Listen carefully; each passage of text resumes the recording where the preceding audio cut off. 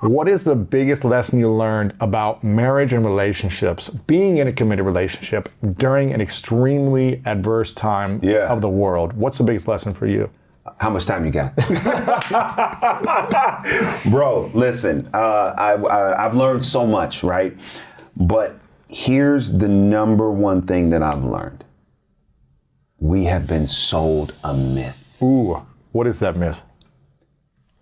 That love heals all. You know, marriage is the answer. Like, if you're not married, there's something wrong with you. Like, you gotta be in a Like, we've been sold a myth. And here's what I mean about the myth. We have held marriage up like it's the top of the mountain. And when you get there, all of your problems are answered and gone. That's not true. It's not true. And cause you know, from being, you know, from a kid, we're watching movies, we're watching television shows, we're listening to music. It's all about love. It's all about finding it. It's all about getting to that mountain of, oh, when I find the one, then I can relax. No, marriage is like getting to the beginning of the mountain. Oh man, base camp. Base camp. And guess where the summit is? And guess what? That altitude is steep. It's high. It's hard to breathe up there. It's hard to breathe up there. It's jagged. It's not a smooth, you know, ride. That's what marriage is. And so, you know, understanding, you know, and coming into the myth of it, it's like, oh, got it. I love my wife. She loves me. The union is great, yet we got work to do. And until we do our work, the union itself can't subsidize it. And so that myth, that marriage is the answer, was one of the myths that I, you know, came completely directly had to confront. Yeah. And what I realized. When did you confront it? At what year in the marriage? Or what day? You know what it was is that it was gradual. You know, it was gradual for me, you know, and part of that gradual revelation was looking for the marriage to bring me a certain level of fulfillment that I was not actually pursuing on my own. So don't get me wrong. Yes, marriage is great. Love is great. It can be fulfilling. However, if we are not actually doing our work and finding out what makes us happy, what makes us fulfilled, and we're relying on the union to do that, we ultimately find ourselves becoming manipulators. To get what we want. To get what we want. We're trying to like, because we expect that person or the relationship is supposed to provide us something. Exactly. What is the relationship supposed to provide us? Here's what I believe a great relationship provides, right? One, first and foremost, you know, let's look at it for a minute like a business, right? So you know, if you have a business and you have a partner, what makes a great partnership? When both bring something to it, right? Because you have a partner. Yeah, if your partner is just taking everything and not adding value to the business, you're like, why is this person making money? There you go. Why am I paying back into this person? There you go. Yeah. So when you look at it that way, you know, the purpose of a relationship is both people making a contribution so that contribution enriches the lives of both, right? So I'm bringing something, you're bringing something. Now we both, you know, our happiness, our joy is enhanced. It's not created. This is very important. The myth is that the marriage will create your happiness. It's not true. It can enhance it if you already have it. So if you have a partnership, both people are bringing their contributions, and then as a result, your business thrives because you have two people who are committed. Here's the second part: both going in the same direction. Right? Is that related to values then, or is that related? It's related to values. It's related to purpose. You know, I had one of my friends, you know, we were talking, and they kind of gave me this visual, right? And so I think it was very helpful when it came to like marriage and relationships and how to think of them. So they were like, all right, so I want you to look forward, like do a visualization, and I want you to look forward. And when you look forward, I want you to see God. I said, okay. And they said, now start walking to God. I said, great. I'm walking to God. Now, they said, now your partner is right next to you, right? So hold their hand. Great. I'm holding their hand, and now we're both walking to God. It's beautiful.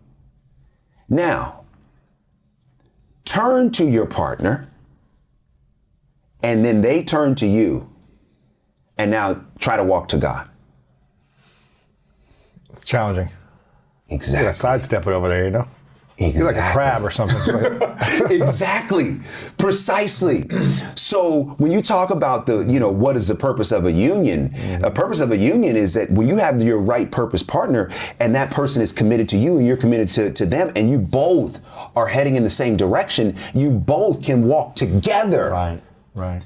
But when you're trying to get somebody, to a direction that they otherwise may not want to go. Oh, they're turning the opposite way. They're turning the opposite way, or they're trying to get you where you may not want to go.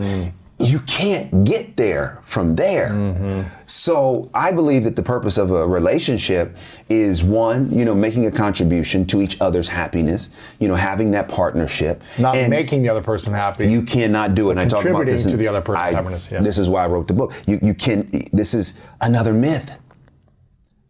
This idea, how many times have you seen it in movies? How many times have you heard people say it? Oh, this person makes me happy. Oh, they make me so happy. It sounds so good to say. But what happens when you say someone makes you happy? It means you are outsourcing your happiness to that person. Ooh. Yeah. Because that same person that makes you happy can then make you mad. Okay, so then tell me, who's in control of how you feel? The other person. Exactly. So why don't... You're a victim to their... There you go. Their way of being, whatever they're doing. Their way of being, their mood. But here's the reality. No matter how much somebody loves you, it's impossible for someone outside of us to contribute to our happiness in a perfect way 24/7. So is love enough? No. Is love enough? No. You can love somebody and not stand them. Right. I love my wife. My wife loves me. We still have to do our work and make the commitment to walk this thing out. Right? Like, we still have to communicate. We still have to understand, like, oh, okay, that's your issue or that's my issue, right? Like, so love is great, but love is not enough. And that's the myth. People think like, oh, if love I is fall, all you need. That's right. All I need is love. No. It makes me feel good when I hear that. Right. But it's not all you need. No, you need compatibility. You need compatibility. I need compatibility. Like, when you have compatibility, when, again, you talk about people going in the same direction, it's like, okay, cool. We're committed to going in the same direction. We're committed to the same type of life. We're committed to allowing each other to be the full self that we were created to be. That, to me, in addition to love, is what can make a great marriage or make a great relationship. But love alone is not enough. There's a lot of people you love you can't stand. Right. There's a lot of people you love that you broke up with. Right. Because you say, I love them, but we're just not compatible. And that love may never go away. But so often we're romanticizing love in a way that it produces so much pain in those who don't have it. As a movie producer that produces a lot of movies around faith and love and community and connection, I'm sure there are some lines in your movies that you produce. You didn't write the scripts. No, I didn't write. You produce the scripts. You produce the movies that have lines like this that maybe remind people of this way of living. Like, you make me happy. Or whatever the line is, right? I'm sure there's somewhere in one of your movies. As someone who's producing certain movies for entertainment, but knowing that sometimes maybe there's a line in here and there that that's not really true for you or where you're at in relationships. How do you navigate that? Not saying it's right or wrong, but just how do you navigate that as a human, knowing that's coming out in that some of the entertainment? Right. In the movies that I do, I always try to put in truth. Yeah. So this point of view is something, the movie that comes to mind that I worked on when I was an executive was Jumping the Broom. And that was a romantic comedy, you know, an upper class family, working class family, you know, get the son from the working class family marries the woman, the daughter from the upper class family in a weekend wedding in Martha's Vineyard. And Laz Alonso and Paula Patton, you know, were in that film. And my wife, Megan, was one of the stars of that film. And we started dating at the premiere, you know, from the premiere, about 9 months after production, which was very cool. And in that movie, you know, we intentionally worked on that to make sure we put real truth on the difficulty, right? Of like, yeah, two people can love each other, but then what do you do with their families? Ooh. How do you navigate conflict? How do you navigate an overbearing mother? How do you navigate, you know, parents who have a certain image for what they wanted for their daughter and who their daughter's marrying doesn't align with the image? And so that movie has a lot of truth in it. And ultimately, you know, we didn't cut corners at all, and that's why the movie was so successful. And I'm getting ready to do another romantic comedy, and we're putting more truth in. So for me, I'm always mindful and cognizant of how I feel and think about love, and I try to represent that when I'm doing movies that are on that subject, because I'm not trying to sell a fantasy. Right? I want to sell the reality, and that yes, you can win, and yes, when you find that partner that you fall in love with, but there's going to be challenges. But there's going to be challenges. And maybe more challenges of different classes or different backgrounds or cultures. Absolutely. I'm a big believer, whether this is true or not, that we talk about, we write, we podcast on the things that we become experts on the things that we need the most. Yes. So at the School of Greatness, I talk about all subjects, so it means I'm flawed in pretty much every area of life. I don't believe it, but I hear you. And I'm constantly looking for more wisdom to improve, right? Yeah. Where do you feel like in the relationship side of things that I think I asked you this question last time, a couple years ago, where do you feel like you still need the most improvement in relationships for you? Yeah, so I need the most improvement in a number of areas. How long do we have? Yeah. Exactly. Let's just be honest, okay? I have not perfected this thing, and I'm working on it every day, and anybody that tells you they perfected it, they're going to lie about everything else. Right. So the first area that I'm working on, and you may relate to this because of the work that you do. You know, my father passed away when I was 9 years old. You know, he passed away of a heart attack when he was 36. And that was a very traumatic, you know, experience for me and my brothers. And so my older brother's 3.5 years older. My younger brother's 3.5 years younger. And so coming out of that, you know, no money, my mother didn't have money for therapy or anything like that. And so, you know, we were in church and we watched movies, right? And so, and then also I was very active in school. And what I began to see is like, oh, okay, if I perform or achieve at a certain level, people would say, oh, DeVon, good job, right? Pat me on the back, right? So I said, oh, got it. So the more that I serve at church, or the more I achieve at school, or the more that I, you know, do my chores at home, the more approval I would get. Yeah. So what I began to do was I began to seek that out. And I began to become really good at meeting everybody else's need. Ooh. And so that persona, right, of like, oh, you need something done, give it to DeVon, right? It's like, oh yeah, I'm your guy, I can do it, right? Because I was finding my value in all of the achievement and all of the approval that came with it. In middle school, people started calling me Mr. Perfect, you know, and at first I was like, oh, this is great, I love that. Oh wow, Mr. Perfect, right? But then as I got older, it became a trap. Why? Because I'm not perfect. No one's perfect.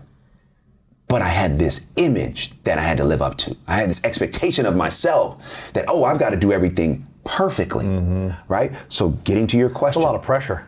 Oh my goodness, are you kidding me? It's exhausting. It's exhausting. That's why I talk about in the book, I had to kill Mr. Perfect. I said, I gotta let go of this persona because, you know, I'm not that and I need to be who I really am. And so when you talk about what the area I need to improve on, so, you know, bringing that into marriage, right? Like, hey, I'm here to serve and I'm here to be the best husband I can be and I'm here to give and I'm here to sacrifice. All that's beautiful. But when it crosses boundaries. But here's the boundary though. Yeah. The problem is that no matter how altruistic you or I may want to be in our relationships with our women, if we do not first acknowledge that we have needs, right, our altruism is flawed. How so? Because we are serving in order to fill the hole in our soul approval, to get approval. There you go. Get pat on the back. There you go. Yeah. You know, and then also it's like, oh, well, no, I don't have any needs. No, I'm here to meet your need. No, you're human. I'm human. I got needs. I think I can relate to this big time for most of my life up until recently. I would do things in order to receive love in relationships. Yeah. And I would not do things if someone got upset at me. I would not do those things anymore to just try to make them happy so they would continue to love me. Whew. Even when it would cross my boundaries or when I didn't agree with something, I would do it to make the other person like me, love me, be happy with me. And then I found myself resenting myself the longer that would go on because I was doing things that I didn't believe in or didn't agree with, or that was a boundary of mine or was crossing my line to serve someone else. Yeah. And I think it's learning that balance probably, or like navigating and learning how to communicate expectations, which is a lot about in your book, which I love. Yeah.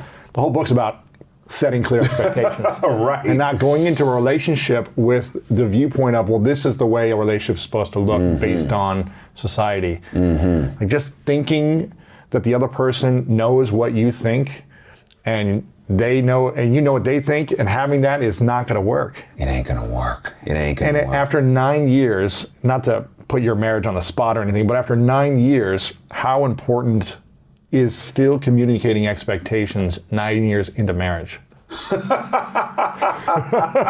Man, it's every day, right? Really? You can't autopilot this thing. You can't say this is what I expect one day and then it'd be good for the rest of life? Never. It will not work. It won't work. And here's why. You know, I go back to that our flaws, right? We're all flawed. Yeah. All of us have traumas and tragedies and things that we have experienced in our life that we have compartmentalized. And that's why I go back to this earlier thought of like, you know, the myth that marriage is gonna, you know, it's gonna save you and it's everything. The reason why I think that's a myth is because the more you are with somebody and the more that you love them and they love you, the more that those flaws, fears come out. The fears come out. The trauma, because of vulnerability. And you're actually sharing your life with someone and you're allowing someone to see who you are. And there's also certain things you don't know that you've gone through that have impacted you to the level that they have. It's coming up now. Exactly. And so in a great relationship, it serves as a great mirror. So when you talk about setting expectations, you know, 9 years in, it doesn't stop because all of us are changing. And also to that point, we have to learn to communicate. We have to get our words out. We have to say, okay, you know, hey, babe, can I expect this? Can you expect that? Let's get to the middle so that we understand, oh, okay, cool. Here's what I can hold you accountable for. Here's what you can hold me accountable for, instead of assuming. And that assumption, again, no matter how much they love you, no matter how long you've been together, no one can read our minds. No one. No one. No one. And so when you start behaving, and then here's what happens. Dude, we have these unspoken expectations. Unspoken expectations are relationship killers. You have this unspoken expectation. You treat the person as if you have spoken it and they know it. And you fault them for it. And then you judge them. You judge them when they don't meet the expectation they may not have been aware of, and then you make a false assumption about their intent for you. They don't care about me. They don't love me. They don't think about me. There you go. And they're selfish, whatever. There you go. And so in our head, we become the judge and jury over somebody. Without even telling them. What they were supposed to do. Exactly. And giving them the opportunity to say yes or no. That's it. That's it. Because too often in relationships, we're trying to control. And so just because you have an expectation, it does not mean that person is obligated to meet it. Right. That person has to agree. Right. That person that you're with is free. The same way you're free. Okay? And if they want to meet that expectation, great. And if they don't, then you can talk about what that means. Right. Hey, okay, you know, I have a certain expectation. Okay, that's not something you want to meet. All right, let's talk about if we are compatible. Let's talk about if we are going in the same direction. Right. Very important. Instead, we suppress. We allow these feelings to fester. We get mad. We then get bitter. You know, and then someone asks us a question, we turn a cold shoulder. You know, it's like, well, why? Because we haven't actually communicated. We haven't actually asked the question, hey, can I expect this from you? Is this okay? Is this all right? Is it not? Is it cool? Yeah. Right? And so that's why, in the book, I spend so much time talking about communicating expectations, learning to set expectations. Just because they know, just because they love you doesn't mean they know. And I have seen so many relationships go by the wayside because there was this idea, this myth that, just because they love me, they're supposed to know what I want. No. They don't know. Everybody has a different upbringing. Exactly. They were exposed to love and marriage in different ways. And so what may look like love to somebody may look like death to somebody else. So you got to communicate and find the happy medium of what works for your relationship. How do we learn to love ourselves so much that it doesn't matter what our partner does or doesn't do? Oh, man. Lord have mercy. Like, is there a way where you can fall in love with yourself without a sense of ego and like I'm God, but love yourself so much that it doesn't matter if your partner meets your expectations, communicated or uncommunicated, whether they're supporting you in the way that you want or not, whether they're proud of you or not? Is there a way that we could do that? Or should we be expecting something out of our relationship in return? Either way. Bro. Listen, man. Listen. My views on this may be a little contrarian, so I'm just going to speak my truth. Okay? Yeah. So I'll answer the love question in a minute of self, but I want to hit the piece that you just hit, which is the expectation, right? Yes. I personally believe that if you give to get in a relationship, you are on thin ice and the sun is coming out. Because right. Because again, what happens is you're not free. You're not free. You're not actually giving from your heart because that's what you want to do. You're giving from manipulation. To get something in return. Because to get something in return. Yeah. So you're treating that relationship like the stock market, right? Well, yeah, if I give a certain amount of money to a certain stock or portfolio, I can expect a certain return. Yeah, hopefully it goes up. Right, hopefully it goes up, right? But that's the dynamic, But relationship it's not stocks, man. That's somebody's heart. That's somebody's life. Whew. And so when you're investing in someone with the hope that they'll do something for you, you're messed up. What if that person never contributes in the way you contribute, let's say? After years, is it the right relationship still? Okay, this is Should you let go of the expectation? Well, I don't need that in return. Great. So here's how I think you answer it, and I want to hit the love part too. So I believe everyone should give freely from how they feel and want to feel.